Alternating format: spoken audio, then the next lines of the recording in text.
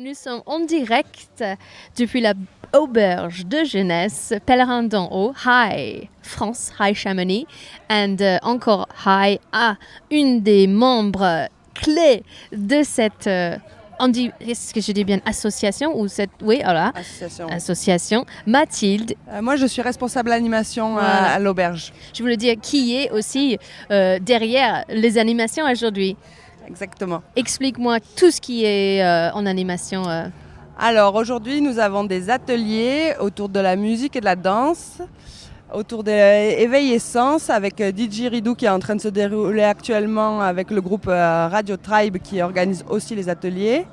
Et là, dans 5-10 minutes, commence un atelier de danse balkanique avec le groupe Castana qui joue aussi ce soir à l'auberge. Voilà. Ah, et Castana, tu m'as expliqué que c'est un groupe qui est en résidence ici. Exactement. Qu'est-ce que ça se passe? Comment ça se passe, les résidences ici? Alors, en fait, c'est une résidence un peu spéciale parce que c'est une résidence qui est financée par la DRAC, la Direction régionale des affaires culturelles de Rhône-Alpes, et le tourisme social, les associations de tourisme social, et qui propose à des groupes de venir en résidence dans des lieux comme les auberges de jeunesse. Okay. Donc pendant 2 semaines, Costana est là et s'organise pour travailler leur nouveau projet. C'est un groupe de combien?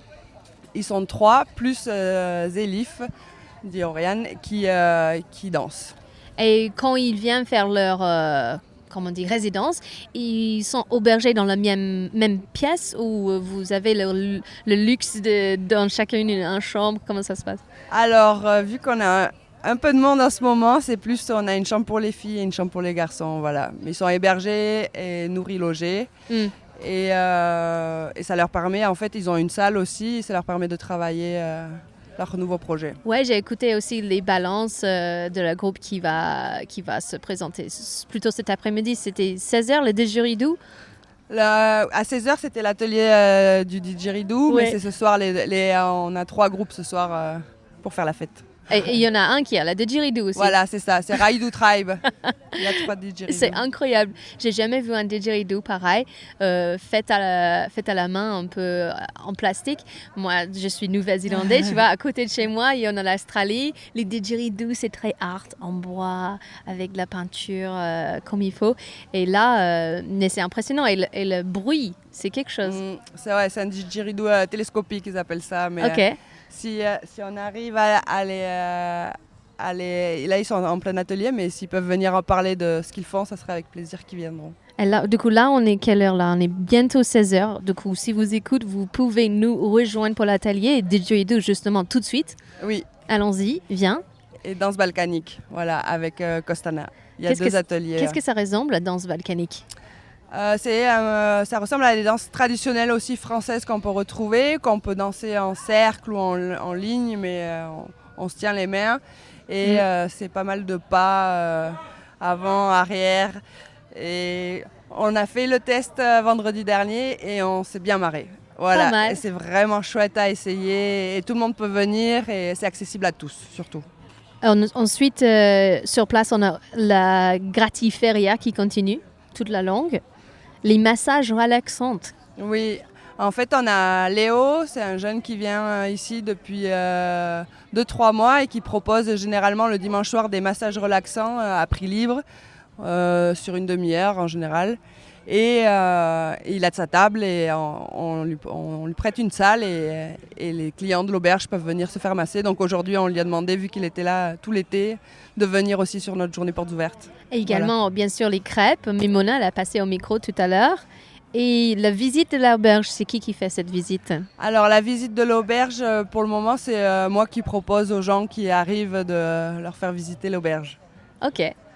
Voilà. Et la visite, ça donne quoi? Il y a combien de chambres d'ailleurs? On a 37 chambres et 120 lits. Voilà, on peut accueillir 120 personnes. Et souvent, on a des groupes qui peuvent aussi nous privatiser pour prendre toute l'auberge quand ils ont besoin. On a accueilli premièrement, notre premier invité aujourd'hui, c'était Thomas. Oui. Et il a expliqué qu'il y a des postes aussi dans leur équipe, dans son équipe, votre équipe, 4 postes qui besoin d'être remplis. Et puis, est-ce qu'il y en a une ou un qui va travailler également avec toi? Dans l'animation, pas forcément. Mais après, au bar, oui. Parce que je suis responsable aussi de bar. Et du coup, nous cherchons 2 barman. Ok. Voilà, ou 2 barmaids. Et les postes sont en général logés, nourris. Donc ça vaut le coup. Et le bar de l'auberge est plutôt sympa. Donc c'est une belle expérience. Et de venir à la journée porte ouverte et peut-être de faire la visite avec Mathilde, ça vous donne piston ou opportunité de passer votre CV à elle pour la poste ou les 2 postes de barman, barmaid. On dit barmaid en français? Oui. Barmaiden. Barmaid, oui. Bah, c'est cool et je souhaite que tu trouves des bonnes personnes parce que c'est vraiment un lieu super et puis le personnel ça fait tout. C'est toujours une ambiance très accueillante et chaleureuse ici qui mettent les artistes à l'aise. Aussi les comme on dit le mot les résidences, ça donne ça parce que peut-être dès qu'ils arrivent ils sont un peu timides et puis à la fin ça devrait être comme de la famille. C'est ça, les gens en général après se sentent à la maison et reviennent. Oui, c'est cool. Ils reviennent. Est-ce qu'il y a une groupe qui reviennent chaque année? Tu as des groupes préférés? Costana était déjà venu cet hiver et c'est comme ça qu'aussi on a un peu travaillé le dossier pour qu'il puisse être pris, parce qu'il y a une sélection pour la résidence et avoir la subvention.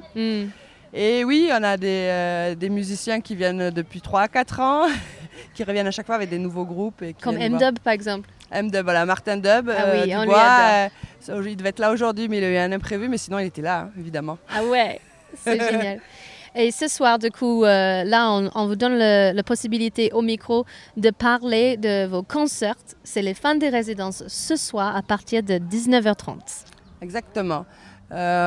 Du coup, il y aura une restitution en premier parce qu'il y a de l'atelier du premier atelier là, qui va se passer avec la danse balkanique. Et ensuite, effectivement, on va faire les concerts où, du coup, Costana ouvre la danse avec Costana Fitzelif, où ils sont 3 musiciens et une danseuse qui